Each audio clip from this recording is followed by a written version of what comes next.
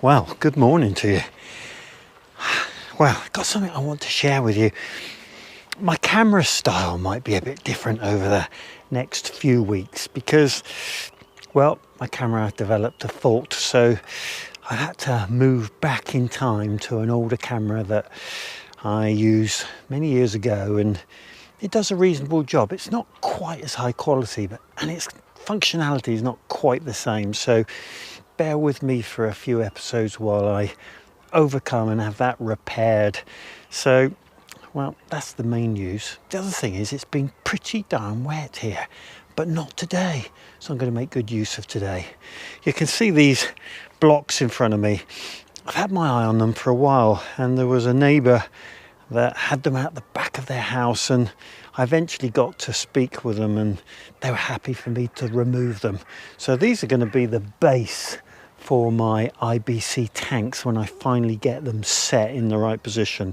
So early this morning I did a couple of trips with those, and mighty heavy they are too, but I'm glad to have them here. There's 9 there, and I figure 4 per base of each of those 2 tanks will be just perfect. I might have to get them up to the right height with some bricks, but it'll be a good flat level.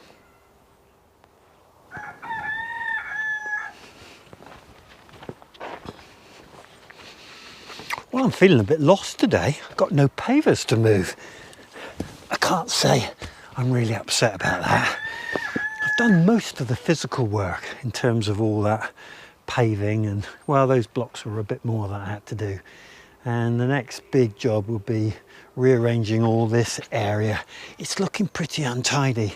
And I'm thinking that perhaps one of the things that I can get on and do is get some sort of reasonable looking barrier along here.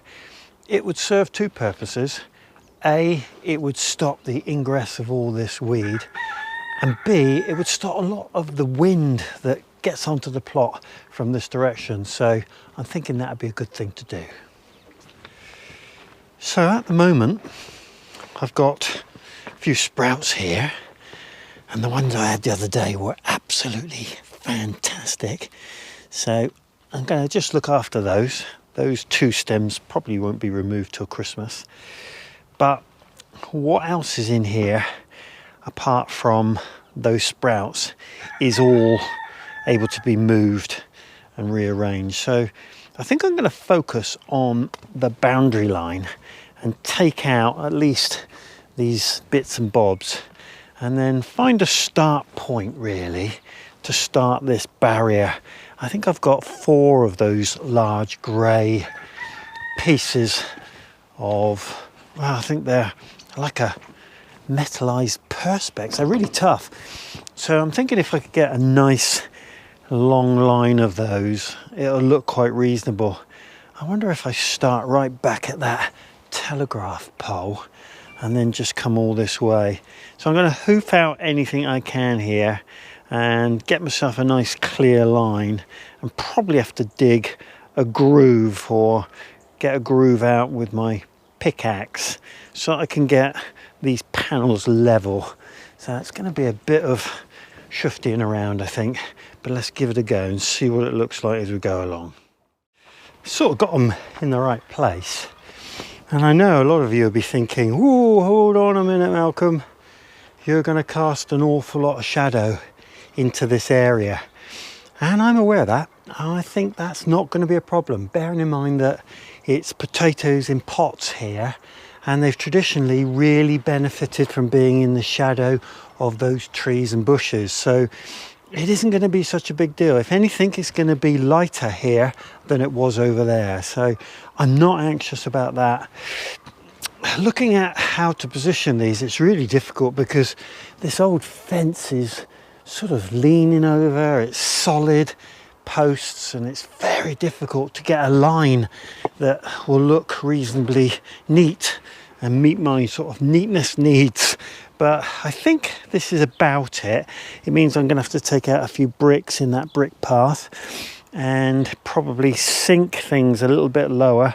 I reckon if I put in just a small channel, it'll just stop the surface growing weeds, and I'll probably have to put something behind just to get it to stand up relatively straight. Be careful I don't keep bashing my sprouts. Right, I think that's the plan. If I can create that groove along there and just get things reasonably level, then I can think about how I get it upright. And I think probably I'll end up screwing into the post with some packing wood and then screwing into that.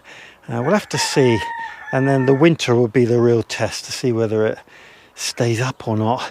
And this smaller piece, it isn't the same height as these, which is a bit of a nuisance, but I think probably if I can set it down in there, then I'll have an area at least that's sort of got a barrier and it'll look reasonably neat and tidy. So next thing, get these out, see if I can get a relatively straight groove along the side of the fence.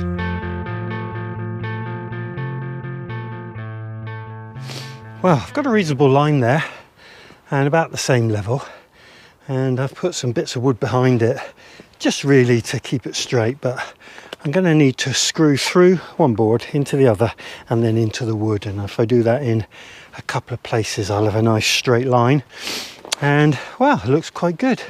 Let's just walk up here and look back on it and see what we think.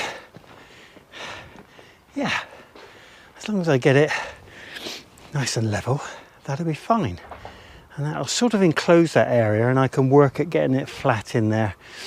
And you can see the sort of shade that it affords that area at this time of year, and that's no bad thing for me. And I've got this one piece left and I'd like to put it in just to finish off.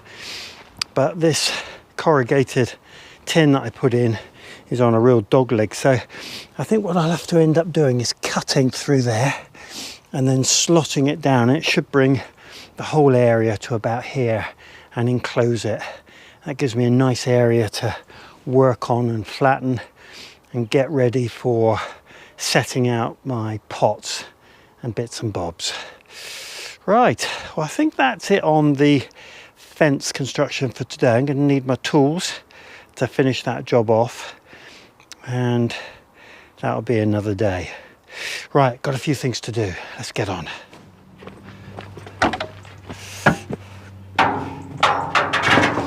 Well, I've got myself another piece of corrugated iron, which I hadn't planned on. I'm sure it'll come to some sort of use eventually. Store it over here for a minute.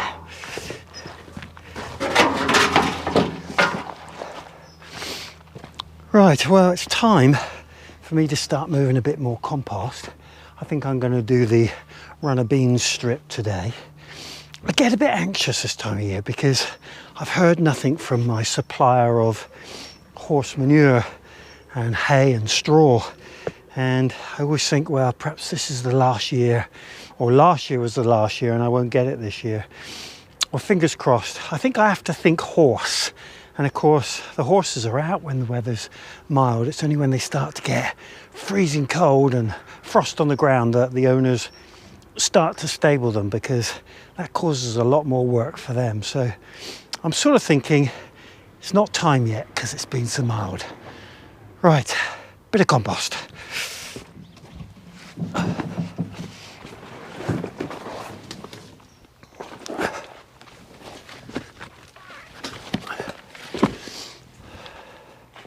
Well, I'm conscious of getting out of this area now because I think it's probably the ideal area for the gentleman who's got these hens to expand out and have a run for them. I know that's what he's thinking, so I want to help him as much as I can. And anyway, it's the time of year to start moving my compost. Right, so I think today I'll just focus on this first heap, which I've taken a fair amount from already, and get it onto the beans. And it's looking mighty fine, this stuff. Nice and crumbly, beautiful compost, ideal for growing. If I come across any weeds or anything I don't like as I'm going along, it just comes out. And I need to make sure I'm not moving weights that are too heavy. So it's going to be a few trips, I think. But it's very easy to dig, that's for sure. Right, number one. Here we go.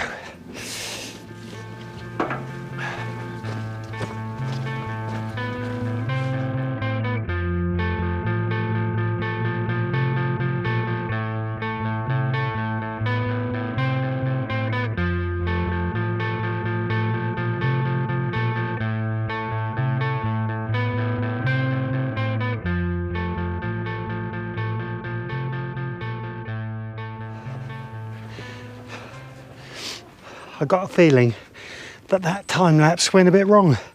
So if it seemed a bit odd, my apologies. The camera's going to take its toll for a few days.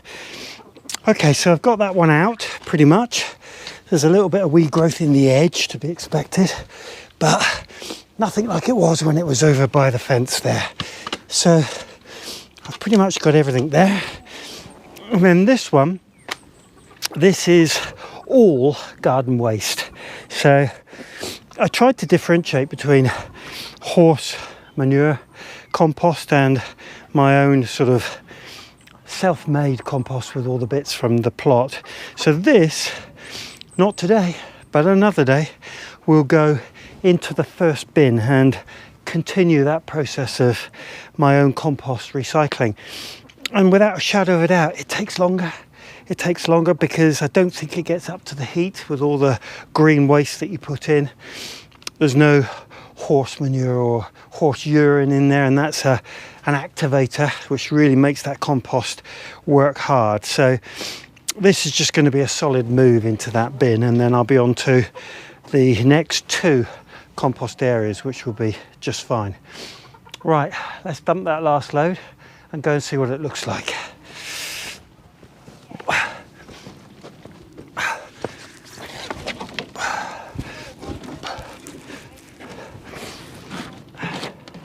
There we go.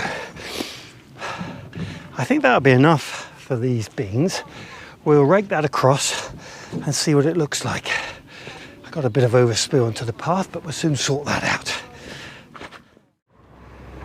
Well, there we go. That's a good 3 or 4 centimetres of fresh compost laid on top of the base of the beans, and it'll probably settle, and I may end up putting a little bit more on the edge, but we'll just see how everything spreads around before we do that.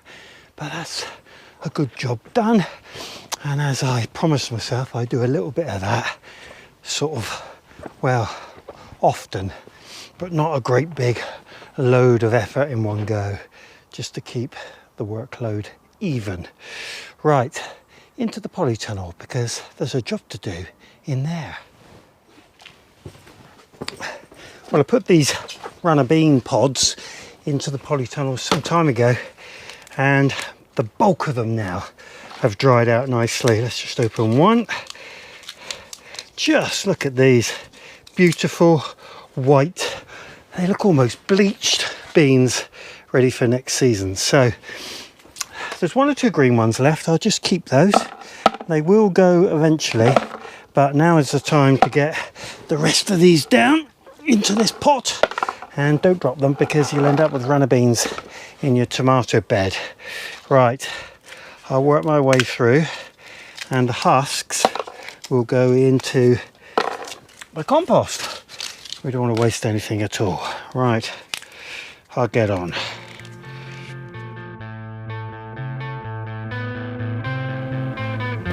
Well, that was very interesting indeed. So, a really good collection of beautiful white dried Zar beans, and Zar are my preferred variety, and I get those from Real Seed, which is based in West Wales, and they're the easiest to shell without any shadow of a doubt, and they dry really nicely, so that's plenty for next season. What's interesting is these other sort of gatherings that I've made of seed. Let me show you. This is of my own making because I tend to be a bit weak on the labelling, and I have grown other varieties in the past, and then I mix the plants up, and then, well, you know how it goes. But I've got 2 additional varieties here. These are the white ones, are the ones that the bean is actually been deteriorated in one way or another, and to be honest, they're not worth keeping when you've got that amount of really good ones. They just are a bit of a risk. I do keep them just in case something goes wrong, but they are a bit of a risk. And then in here I've got 2 other varieties, and I think these are varieties that I've grown in the past. I know that I've grown Emperor, and I've also grown, I think, a variety called Long Bean. I really don't know what they are. If anybody can identify those by the seed, then pop down in the comments below what you think they are. That black one particularly is fairly unique, whereas this sort of pink and black is very common, and the seeds of runner beans, so could be anything probably.